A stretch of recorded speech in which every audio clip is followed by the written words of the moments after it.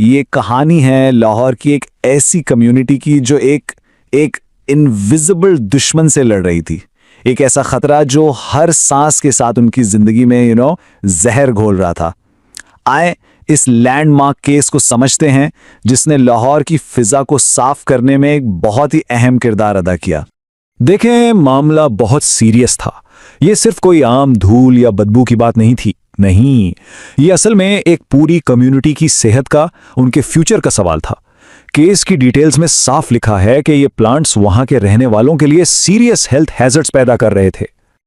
Okay, तो आए इसमें थोड़ा डीप डाइव करते हैं। साल था 1991 और जगह थी लाहौर का एक रिहायशी इलाका। यहां के लोग रोज एक टॉक्सिक मसले का सामना कर रहे थे जिसकी वजह करीब में लगे एस्फॉल्ट प्लांट्स थे। अब सबसे परेशानकुन बात यह थी कि यह खतरा दिखता नहीं था, इनविजिबल था। साइंटिफिक रिसर्च से पता चला कि हवा में sulphur dioxide, nitrogen oxides, hydrocarbons और बहुत ज्यादा मिकदार में फाइन डस्ट पार्टिकल्स थे।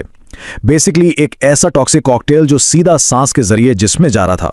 लेकिन फिर इस कहानी के हीरो सामने आए, आम शहरी जिन्होंने फैसला किया कि वो अब चुप नहीं बैठेंगे, वो अपने साफ माहौल के हक के लिए खड़े होंगे।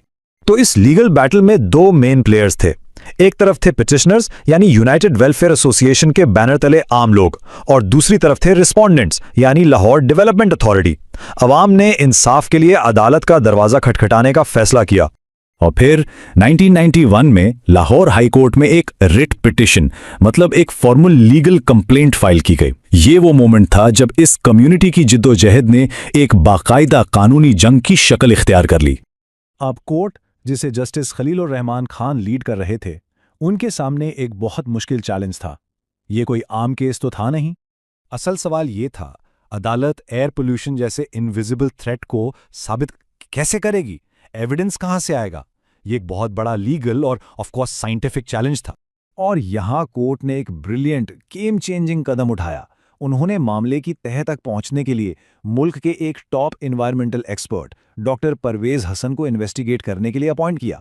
यह पाकिस्तान में अपनी तरह का पहला कदम था।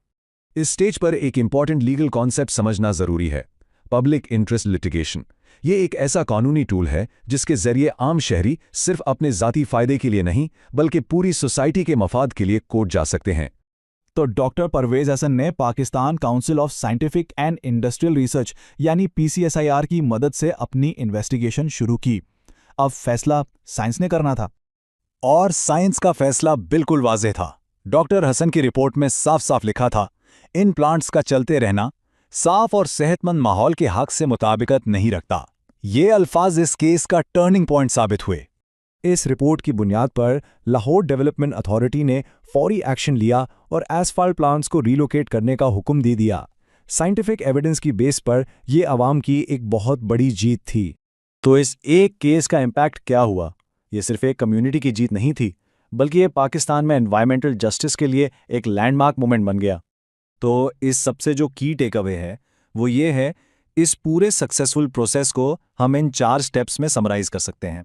सिटीजन्स ने पिटीशन फाइल की, कोर्ट ने एक्सपर्ट अपॉइंट किया, एक्सपर्ट ने खतरे को कंफर्म किया और अथॉरिटीज ने रिलोकेशन का ऑर्डर दे दिया। बिल्कुल स्ट्रेट, इफेक्टिव प्रोसेस। ये केस पाकिस्तान में एनवायरमेंटल लॉ के लिए एक फाउंडेशनल मोमेंट बन गया।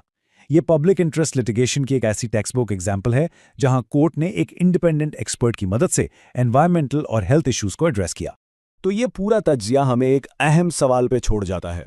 जब एक कम्युनिटी अपनी सेहतमंद जिंदगी के हक के लिए खड़े होने का फैसला करती है तो उसमें कितनी ताकत होती है? एसफाल्ट प्लांट्स केस इस सवाल का एक बहुत ही पावरफुल जवाब है।